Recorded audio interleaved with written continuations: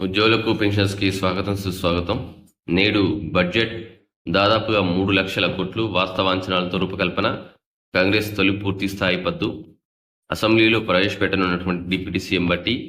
మండలిలో మంత్రి Sridhar Babu. Future city metro విస్తరణ గ్యారంటీలు ఇంటిగ్రేటెడ్ స్కూల్స్ పై ఫోకస్. నేడు ఉదయం కేబినెట్ భేటీ, బడ్జెట్కు ఆమోదం. సో మనకు ఈరోజు బడ్జెట్ ప్రవేశపెట్టనున్నారు.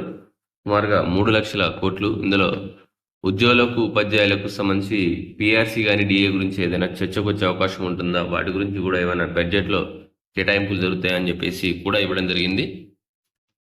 ఎస్, ఇది చూసినట్లయితే మనకు పిఆర్సీలు డిఏలు కొత్త ఉద్యోగాలంటూ వీరైతే రాయడం జరిగింది. పిఆర్సీ ప్రకటన, డిఏలు ఇవ్వడం, కొత్త ఉద్యోగాల రిక్రూట్మెంట్తో పాటు జీతభత్యాలు, పెన్షన్స్, అప్పుల కిస్తీలు, వడ్డీలకు అవసరమైనటువంటి కేటాయింపులు చేయనున్నారు. జీఎస్టీలో 3% అప్పుల రూపంలో సమకూరుతాయి. రాబోయే ఆర్థిక సంవత్సరంలో ట్యాక్స్ రెవెన్యూ 2,00,000 కోట్లు వస్తుందని అంచనా వేస్తున్నారు. నాన్ ట్యాక్స్ రెవెన్యూ కూడా 35,000 కోట్ల పైనే రాబట్టుకోవాలని ప్రతిపాదన చేశారు. గ్రాంట్ ఇన్ ఎయిడ్ కింద 15,000 నుంచి 20,000 కోట్లు పెట్టనున్నట్టు తెలుస్తుంది. ఇక అప్పులు 60,000 కోట్ల పైనే తీసుకున్నారు.